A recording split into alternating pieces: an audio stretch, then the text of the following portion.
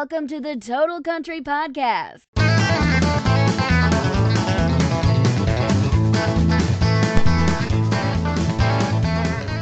Hello and welcome to this edition of the Total Country Podcast. My name's Kevin Angel and thanks for joining me today.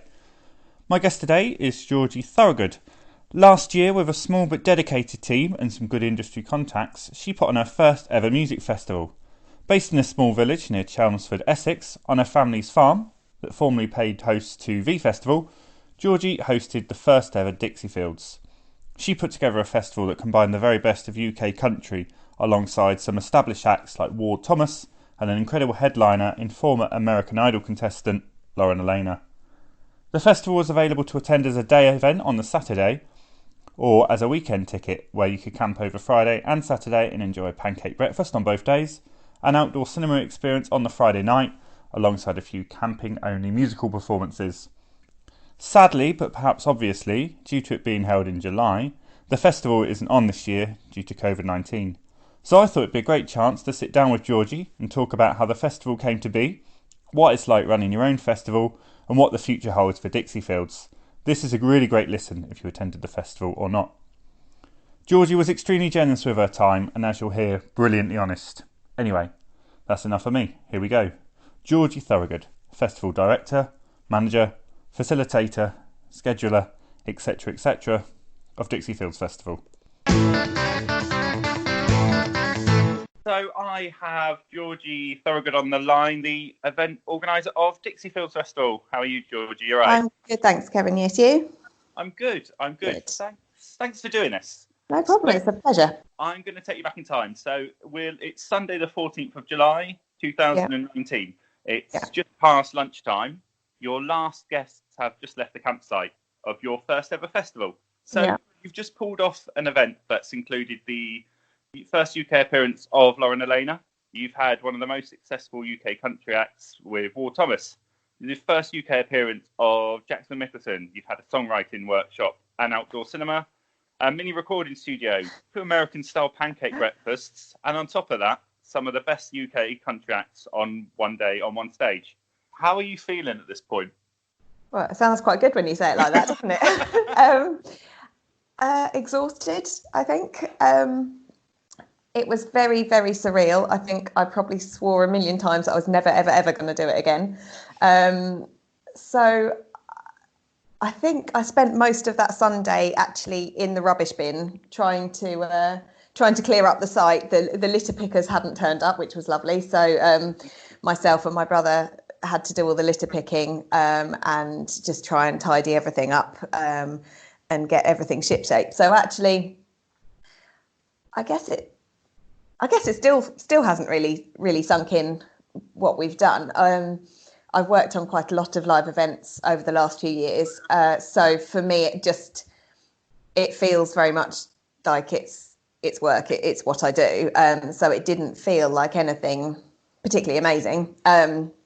Although obviously this time was the first time that it was actually my event. I was the boss. And so, when people came to me with the difficult question, I was kind of looking around going, somebody help me. I need somebody to answer this one. Whereas actually it was all down on me. So from that respect, it was very different. I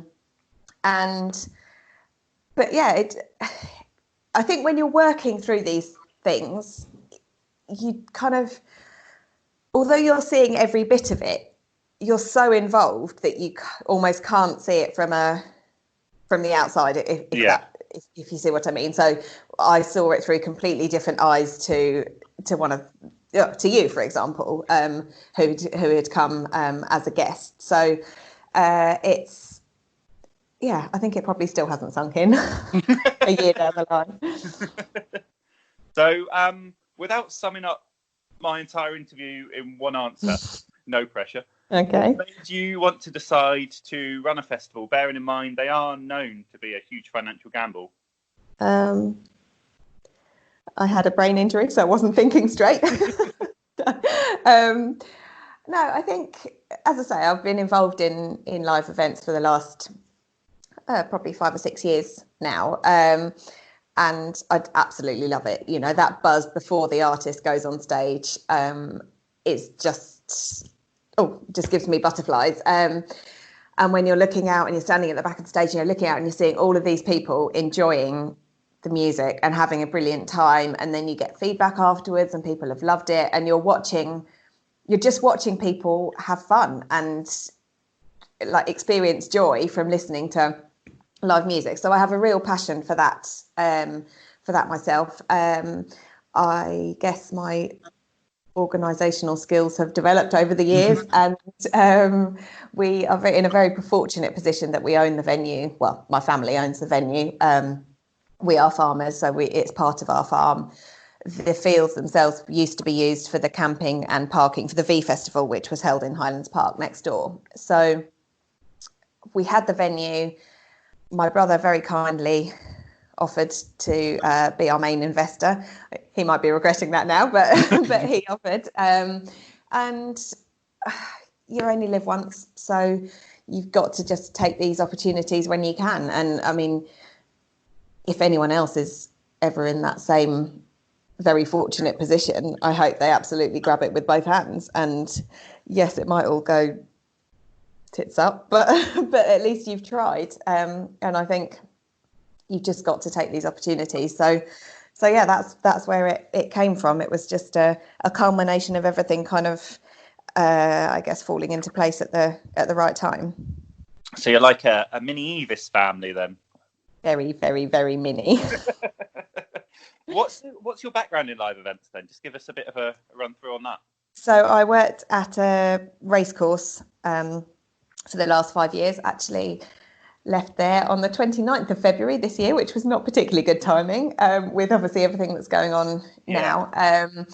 So when I started there, the racecourse first opened, and we were a very, very small team, so everybody just got stuck into everything. So my I guess long-term background is horses and racing, but because we were such a small team, just everyone had to get involved and help out where necessary. And so within, I think, 5 months of opening, we put on a Madness concert, which was nice. A fairly tall order, and a bit of a baptism of fire, but it was brilliant. And then we've done sort of 3 or 4 big events every summer since then. So it just developed, and I ended up kind of being one of the main organisers of those music events. Got stuck into the bookings and things. We had the Shires at the racecourse in 2017, and they were absolutely brilliant. That was kind of the pinnacle, I think. I just loved it. And yeah, so it just sort of developed from there, really. It wasn't anything that I went into intentionally. It just happened. Cool. Did you have a light bulb moment then where you thought you want to make your own festival, or? I wouldn't necessarily say a light bulb moment. Myself and my brother, we'd been talking about Alanis Morissette actually, and how cool it would be to put on an Alanis Morissette concert in the field. So we'd sort of, I knew the costs of doing that, and we thought, oh yeah, that would be brilliant. And then obviously she's particularly expensive. She's a huge artist. And so that was kind of all a little bit pipe dream, and a bit tongue in cheek. But then because we'd been talking about it, we thought, oh, actually, maybe this isn't a stupid idea. You know, we've got the venue. I've now got the experience. So why not? Nice. Okay, cool. So when did you get into country music? Again, I don't think that was a sort of a conscious decision. I think I've always enjoyed country music. You know, Dad used to listen to John Denver and Glenn Campbell, and Dolly when I was growing up. And then I think one of my elder brothers had a Dixie Chicks CD, Wide Open Spaces, which is still absolutely probably my favourite album of all time. And I think that was when I was kind of mid-teens, and I got totally obsessed with them. And then, you know, I love Shania Twain and I love Dolly, and I guess it just sort of developed. And then Lady A came along, and I think they probably, I guess, really kick-started it for me. And I had a friend, I was living in Newmarket at the time with the racehorses, and I had a friend who was also loved country music. And so we used to go off and we saw Lady A a few times, and then we saw the Shires and Ward Thomas, and it just kind of developed from there, really. So again, it wasn't sort of a conscious decision. It was just something that happened, I think. And I, over the last probably 4 years, 4 years, I think, I've been to loads of live gigs. And actually before that, I hadn't really done too many live gigs. I'd only ever been to the V Festival, and that was basically because we owned the car park, so we got the free tickets. So it's I wouldn't be going out and going camping for long weekends at festivals and stuff. So when I started following country music and started being able to go to some of these gigs, I actually realised that I loved it, and I love the people that go as well, which is a huge factor. Yeah. In all of this, I don't think we'd have been so keen to organise our own dance music festival or whatever. Nothing against dance music. It's just a totally different demographic and different feel. So, yeah, I've really enjoyed it. Cool. So for your first event that you've ran yourself, most people would probably do a day event. Why did you give yourself the extra challenges of a 2-night guest stay experience as well? Because I think if you're going to spend all that money to put such huge infrastructure in, and I mean, we're only such a tiny festival in comparison to the likes of Glastonbury and Reading and Leeds and things like that. But it's still extremely expensive. So if you're going to go to the bother of actually doing this, you need to maximise the income, but B, the experience for everybody who's coming. And I think to come to a festival for a day, and we're expecting people to travel there. We're not like Nashville meets London, so we're not in the centre of London, where it's easy to just sort of go somewhere for a day. We are expecting people to travel, and actually we want them to be able to have a good time. We want them to be able to have a drink, and just have a really nice, relaxed, fun weekend. And I think when people are looking to go to a festival, it's a big commitment, because it's a decent chunk of time. So whether you go home on Sunday night or Monday morning or Sunday morning, it's still, you've invested that weekend to go to that festival. So we just wanted to make it worthwhile for people and give them something that they want to come back to. Perfect. So did you have an existing team that you assembled for the whole experience, or did you that was just me. No, I didn't, basically. All the actual organisation side of it, but kind of behind the scenes, was me doing it in my spare time from my full-time job, which, looking back at it now, I just think, what were you doing? Anyway, but thankfully I've got some fantastic contacts who I've worked with previously, who are local, who I trust, and who I know are going to do what they say they're going to do. So in terms of the actual putting everything together on the day, I knew that I could say to Event Sound and Light, who did all of our production, this is what we want. This is the main stage. This is the second stage. This is what we need.